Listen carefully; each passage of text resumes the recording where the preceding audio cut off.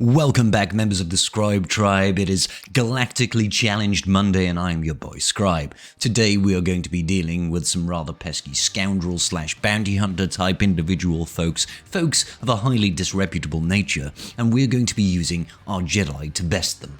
Let's get those rewards.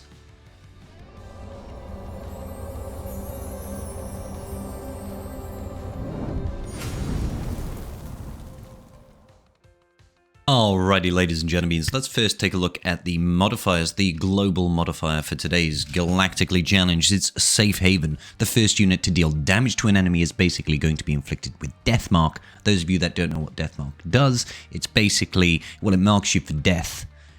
Well, basically, it's kind of like a taunt effect. Characters will be forced to target this character, they take additional damage, and they will not be able to be revived, so it stops revives. It's not too much of an issue, because most of the time we'll be killing them before they really do anything, but it is good to know. So the player modifier is Humble Strike. So if enemy buffs are dispelled or expire during a Jedi ally's ability, that Jedi gains advantage for 2 turns in stacking 25% crit damage until the end of battle. Now this one doesn't really matter, I'll be honest guys, they do gain some buffs. If you've got Jedi that dispel on a basic, stuff like Jedi Knight Luke, Shaak Ti for example, Bastila Shan Non-Fallen, these guys can actually start stacking critical damage, but really, again, you control the enemy team so well it doesn't really come into impact. Now, the enemy modifier is Thrill of the Hunt. This one gives them 9 stacks of true defense, which means they have crazy levels of defense, and as you whittle away these stacks, they gradually get less and less defense. Not really too much of an issue. The feats that we have today, we've got to complete with a full team of Jedi. That's absolutely fine. Jedi is one of the strongest factions in the game. We've got so many characters to choose from. We need to win with an undersized squad. Again, absolutely fine. This GC is not particularly difficult, so we'll be able to do that with any number of teams. And we need to win with no tanks, completely easy, and then just complete the battle. Now we're going to do this in 2 battles, but I'm going to give you a couple of options for the undersized feats just in case you don't have the teams prescribed. Okay, let's break it down in the first video. Okay, so the Jedi team that we're going to be using here, guys, is a Jedi Knight Luke lead. Now I'm taking in Jedi Knight Revan, I'm taking in GMY, I'm taking in Shaak Ti and Hermit Yoda. I like Jedi Knight Luke's leadership for this because it's going to slow down the enemy team quite significantly, and we get that rather lovely Heroes Arise buff as well. So, yeah, I like to go straight after the Mandalorian, not because he's any real big threat, just because you might as well go after anybody at the start, truth be told. We're not going to have to worry really so much about the Death Mark ability. The enemy's barely going to take a turn. My Shaak Ti was the fastest character here, yours might be Hermit Yoda, but honestly, it doesn't really matter. What I'm doing here is I'm calling GMY to assist as frequently as possible, particularly against characters that have got more than 50% of their health left. That is going to give GMY 40% additional turn meter, so he's going to be fueling his TM, and we want to be able to use his AoE jump and then his buff spread to cycle through the cooldowns of his abilities, so we can get round to more Heroes Arise to give Luke bonus turns to pass all that lovely Jedi buffs. And we should be able to kill this squad without them barely taking a turn. Now, they are pretty tanky, guys. It does take a bit of a beating, especially with that true defense buff that they get from their modifier, but ultimately, they're not going to be able to do much. You see, Kasantan takes a turn, we just do another Heroes Arise, get rid of his buffs, and that's about it, really. All the control from Jedi Knight Luke and all the damage output that we've got, Hermit Yoda passing that Master's Training, for example. The fact that Jedi Knight Luke hits like a tank anyway, GMY hits fairly strong as well, we should be absolutely fine here, and you should basically be able to do this on auto at this point. I get rid of Fennec Shand just because she's got no revive, she doesn't have Bounty Hunter's Resolve, and if there's any opportunity where I can kill a character and they're not going to revive, then I'll take that option. After that, we just clean up. Boba Fett can be dangerous with his execute ability. In the right circumstances, that can be a death sentence. But ultimately, they have a hard time even hitting their contract, guys, because they just don't get to take turns, which is rather nice. So we've just got Kasantan and Scion of Django left. I'm only focusing on Kasantan because he does not have Bounty Hunter's Resolve. No other reason from that. In all honesty, I probably could have put this on auto at this point, and we would have just been plain sailing. So yeah, key things to note, just try and cycle through turns with GMY. As much as you possibly can. That's going to reset the leadership ability of Jedi Knight Luke as quickly as possible, and we can get all those mass assists. So all we have to do now, ladies and gentlemen, is we need to win with an undersized squad. And there's a number of teams that we can use to do that. So let's go check out a few of them. Alright, so just before we go on a little bit, can you guys just make sure to go down there and hit that like button and subscribe to your boy Scribe? That'll really, really help me out. Thank you. And the first one that I'm going to be using, guys, is going to be a Imperial Trooper team. Now, this is not an ideal team. There are definitely other teams that you can use to get this done. But I'm going in with a Veers lead, with Piet, with Dark Trooper, and with Range Trooper. Now, normally this would be a great team to use, but because of all that true defense, it's actually incredibly difficult to chew through all that and get that TM train rolling at the start. I'm focusing down Fennec Shand because she doesn't have Bounty Hunter's Resolve. We want to get that first kill as quickly as possible so that we can start generating TM. When we have the opportunity, try to use some AoEs to remove the stacks of true defense off characters, and then when they're all feared like this, try not to trigger that fear on everybody. Reduce the number of turns that they actually get to take to a bare minimum.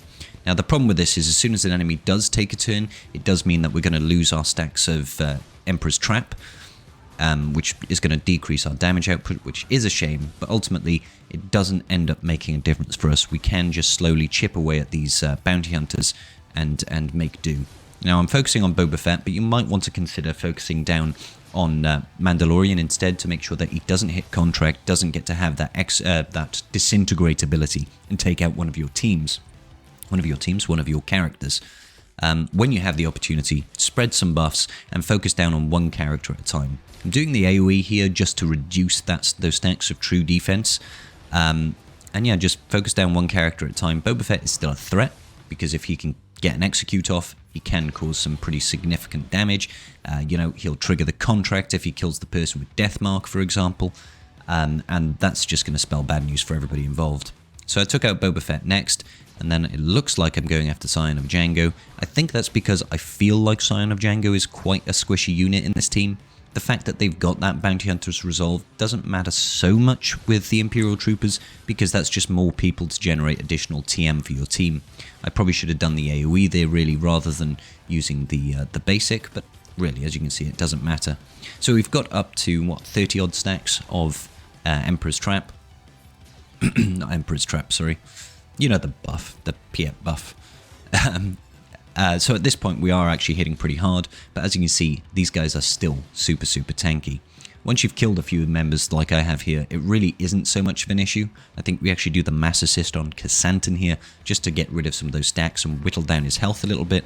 I'm confident that we can actually kill Mando before he takes a turn, because he's not nearly as squishy, not nearly as tanky as someone like Casantan. So, we saw how much damage we did there with Dark Trooper. Look at that. That was about 120,000, and it took about 30% of his health off. So these guys are super, super juicy, double thick. But ultimately, like you see, guys, we're just having some good times here. Casantan's getting punched in the face by Punchbot, and Punchbot will do what a Punchbot can do. So yeah, there is another team that we can use the undersized feat for, but fear not, if you do not have Imperial Troopers, there are many, many options. Let's take a look at the second one. Okay, so now I'm going to try it out with a CLS team, so I'm just using a standard CLS, Han, Chewie, and C-3PO, or Chewpio rather. Again, this is quite an easy team, mostly because there's a high level of DPS, there's many, many attacks, which means we can chew through those true defense very, very quickly. But also, CLS has got really good TM manipulation, it's got good control. A couple of AoEs as well that can reduce the stacks of true defense. We've got an AoE blind from the likes of Chewpio that can stop the enemy from actually hitting the character with Deathmark, which is great. That's the great thing. Blind is like a better version of Foresight, because Foresight will be lost as soon as one attack fails to hit, whereas Blind applies to the character that's using the attack. So as you can see, they just miss all the time, and that's fantastic. Now again, I'm focusing down Boba Fett at the start this time, because that execute is really, really lethal. As you can see, he got an execute off there, but obviously did not have the damage output to actually kill my hand. My hand is Relic 7, I want to say.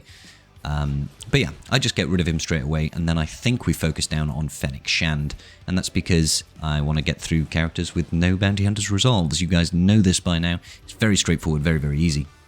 Now, it's also useful to, when you use Call to Action with CLS, that's the recovery ability, that you spread around that tenacity down if you can. It's quite useful to have a mass tenacity down on the field. That means you'll always land those blinds, you'll always be able to stun with C3PO, with Chewbacca, for example. So yeah, spread around that love if you can, make sure everybody's got tenacity down where you have the opportunity, and then just start whittling away at the characters. Now, I feel like at no point was I ever really in danger here of losing. You know, the enemy took a couple of turns, but really we've got quite a lot of recovery, we've got quite a lot of control, and a really decent level of DPS. So you shouldn't really find any issues with this sort of setup. I'm leaving Boba Fett, Scion, or Django till last, because really he's not a threat. Not a threat. And with Scion or Django down, that's game, set, and match. Let's go over to one last team, I think. And this last team is going to be a gas lead Jedi one. I know this might seem a little bit odd, ladies and gentlemen, but the reason I'm using gas lead is because gas lead stops revives. Sure, his leadership is not benefiting the rest of my Jedi, but it really doesn't matter. So I'm taking in Jedi Knight Luke because of the control, as before, good DPS, taking in Jedi Knight Revan so that we can actually, you know, avoid taunts and that sort of thing, additional DPS with a mass assist. But gas lead is going to stop the revives from Bounty Hunter Resolves, which is just useful more than anything. We killed Boba Fett out the gate, and with him gone, he just can't revive. Fantastic. Focusing down Mandalorian next, because he does have Bounty Hunter Resolve, and he does have a Disintegrate, so just in case they somehow manage to get through and get their contract off, which would, in this case, involve, what, killing Luke, by the looks of things. But look, they're gone. They're gone already. So, yeah, I probably could have just used a basic there on Casantan to get rid of that taunt, but not the biggest deal in the world. Spreading around that Master's Training, Luke dispels on a basic. That's going to give us stacking crit damage thanks to the modifier. But yeah, this is a nice and easy way of getting this Underman feat done. Gas over there just absolutely destroying face. Obviously, when he attacks an enemy that's got no protection, he's going to be reducing their max health by 20%, which is quite significant. You know, like I said before, these guys are super chunky. They're very, very tanky. So any opportunity that we can get to reduce their max health is a good thing. And yeah, it really is as easy as that. There are plenty of teams that we can use to get this undersized feat. You do not need a GL at all at any point. And I think anybody that with, you know, a half-decent Jedi setup will be able to beat this particular Galactic Challenge. Super smashing, fantastic, brilliant, best day of the week so far. Yeah, if this video is useful, guys, please do hit that like button and make sure you do subscribe to your boy Scribe, because I do put out content sometimes. And that's a good thing, I think, maybe. So, until the next video, guys. Peace. Just giving a quick shout out to my patrons. I appreciate each and every single one of you, and without your support, I wouldn't be doing this today. Thanks so much.